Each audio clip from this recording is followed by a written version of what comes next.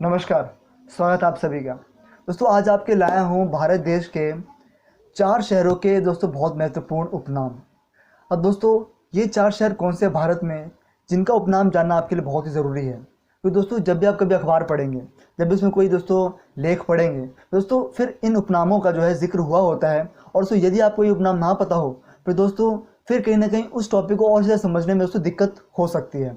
और सो आप जब भी कोई न्यूज़ देख रहे हो या फिर न्यूज़ पढ़ रहे हो दोस्तों, कुछ भी कर रहे हो, डिजिटल मीडिया से न्यूज़ पढ़ रहे हो दोस्तों, कुछ भी दोस्तों उस संदर्भ में भी जो है आपको इन 4 शहरों के उपनामों के बारे में जानना बहुत ही ज़रूरी हो जाता है। और दोस्तों इंग्लिश में क्या दोस्तों उपनामों को दोस्तों इंग्लिश में कहा जाता है सॉब्रिकेज। तो जैसे कि आपने पढ़ा होगा कि दोस्तों भारत के बहुत सारे शहरों के दोस्तों बहुत सारे उपनाम हैं, ठीक है। अब दोस्तों बहुत सारे हैं दोस्तों, उसमें तो हम नहीं जाएंगे। तो दोस्तों 4 शहर हमारे देश के ऐसे हैं जिनके उपनाम को दोस्तों जानना बहुत ज़रूरी है, क्योंकि दोस्तों हमको जो है ये रोज़मर्रा की दोस्तों लाइफ में सुनने को मिल जाती है और पता भी होना चाहिए एक देश के आम नागरिक के तौर पर। अब दोस्तों ये 4 शहर कौन से हैं भारत के जिनकी मैं बात कर रहा हूँ। अब दोस्तों इसमें सबसे पहला आता है भारत देश की राजधानी, वो है न्यू दिल्ली या फिर कहें दोस्तों नई दिल्ली।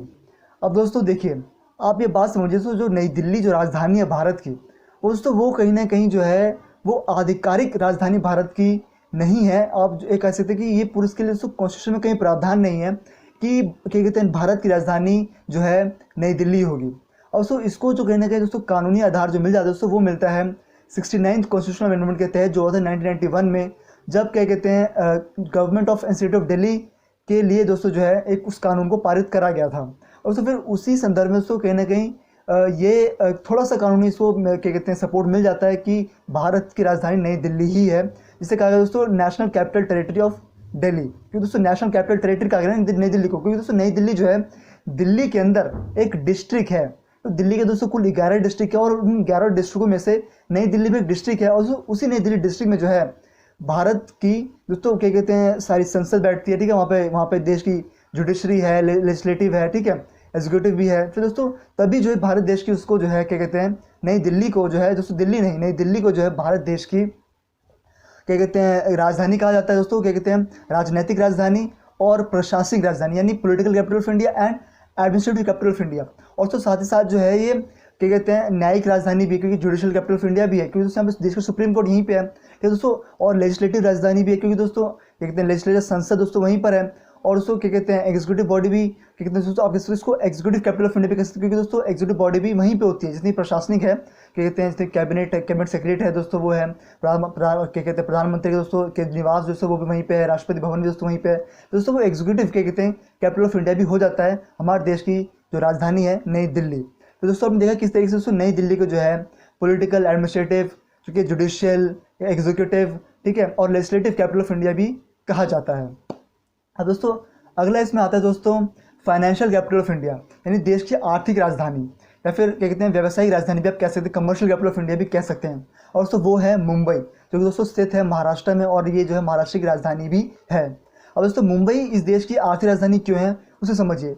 अब देखिए दोस्तों किसी भी जगह को दोस्तों जो उपनाम दिया जाता है उसकी कहते हैं परफॉर्मेंस के हिसाब से, ठीक है, उसकी क्योंकि वहाँ पे कैसा सिस्टम है उसके हिसाब से उसके उपनाम दिया जाता है, ठीक है, उसकी क्वालिटीज़ के हिसाब से, गुण के हिसाब से, उसके हिसाब से दिया जाता है ना। अब देखिए दोस्तों भारत का जो रिजर्व बैंक ऑफ इंडिया है, देश का सेंट्रल बैंक, जो कि सभी डिनोमिनेशंस के दोस्तों नोट बनाती है सिवाय 1 रुपये के, तो वो इशू करते हैं आरबीआई दोस्तों। अब आरबीआई का है मुंबई में। अब दोस्तों सारे देश की दोस्तों आर्थिक नोट दोस्तों चला रही, सिक्के चला रही दोस्तों आरबीआई दोस्तों, फिर वो कहाँ पे स्थित है मुंबई में। तो तभी जो है इसको जो है भारत की आर्थिक राजधानी कहा जाता है। और उसके साथ ही साथ जो है देश के जो बड़े बड़े स्टॉक एक्सचेंज है दोस्तों, क्या कहते हैं बॉम्बे स्टॉक एक्सचेंज दोस्तों, ये सब जो वहीं पर है, ठीक है, मुंबई में स्थित है। और उसको क्या कहते हैं देश का जो पूरा आर्थिक जो गतिविधि है, जो वहाँ से रिपोर्ट जो मेन आती है दोस्तों, वो सब आरबीआई निर्धारित करती है। देश के आर्थिक पहलू पर दोस्तों वो डिसीजन भी लेती है, ठीक है, यानी देश की जो पूरी जो क्या कहते हैं मॉनेटरी पॉलिसी है वो आरबीआई करती है, ठीक है, आरबीआई चलाती है, वही निर्धारित करती है दोस्तों। तभी जो है मुंबई को कहते हैं देश की आर्थिक राजधानी कहा जाता है, यानी क्या कहते हैं वित्तीय राजधानी और व्यवसायिक राजधानी भी आप कह सकते हैं। अब दोस्तों इसमें अगला आता है देश की आध्यात्मिक राजधानी, यानी स्पिरिचुअल कैपिटल ऑफ इंडिया। अब दोस्तों वो है वाराणसी, ठीक है, आप उसके बनारस कहिए या फिर काशी कहिए। बनारस, काशी और वाराणसी दोस्तों तो तीनों एक ही है। उसको पहले काशी कहा जाता, काशी बनारस भी कहा गया उसको, फिर आज की डेट में वाराणसी कहा जाता है। और तो ये जो है हमारे जो देश के प्रधानमंत्री हैं वर्तमान श्री नरेंद्र मोदी जी, ये उनकी भी क्या कहते हैं कॉन्स्टिट्यूंसी है, यानी जहाँ से वो लोकसभा सीट पे लड़े थे और जहाँ के वो सांसद हैं। और दोस्तों फिर इसको जाने वाराणसी को क्यों कहा जाता है देश की आध्यात्मिक राजधानी, क्योंकि दोस्तों वो क्या कहते हैं देश की ऐसी जगह है जहाँ पे सभी क्या कहते हैं अलग धर्मों के भारत में वहाँ पे तीर्थस्थल पाए जाते हैं। दोस्तों बुद्धिस्ट के पाए जाते हैं, ठीक है, जैन के भी, से क्या कहते हैं दोस्तों हिंदू के तो पाए ही जाते हैं। और उसके साथ साथ दोस्तों वाराणसी को जो है क्या कहते हैं सिटी ऑफ टेम्पल्स भी कहा जाता है, क्योंकि वहाँ पे दोस्तों बहुत सारे मंदिर भारत देश के पाए जाते हैं। और दोस्तों ये भी कहीं ना कहीं माना जाता है कि वाराणसी जो है दुनिया की सबसे पुराने क्या कहते हैं नगरों में से एक है, सबसे पुराने किसी सिटीज़ या फिर नगरों में से एक है। इसको ऐसा ही माना जाता है, तभी जो है इस देश को जो है भारत देश की आध्यात्मिक राजधानी यानी स्पिरिचुअल कैपिटल ऑफ इंडिया भी कहा जाता है। अब दोस्तों अगला शहर आता है इसमें बेंगलोर।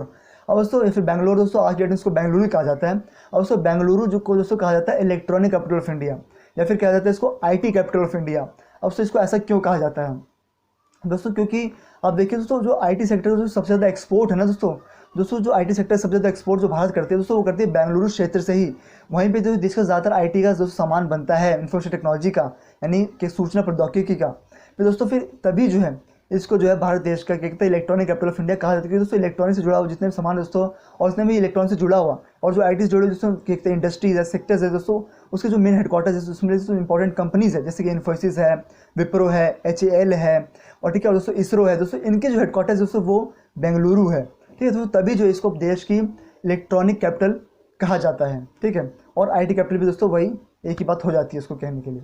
तो दोस्तों फिर ये कुछ 4 शहर हैं दोस्तों बहुत ही महत्वपूर्ण थे जानने के लिए कि दोस्तों हमको पता ही होना चाहिए कि दोस्तों आम देश के आम नागरिक के देश की अगर कहते हैं व्यवस्था को जानना है, ठीक है, देश के कहते हैं तमाम चीज़ों को दोस्तों जानना है, जो भी करंट अफेयर उसको और अच्छी तरह जानना है, तो दोस्तों ये सब चीज़ों को जानना हमारे लिए बहुत ज़रूरी हो जाता है।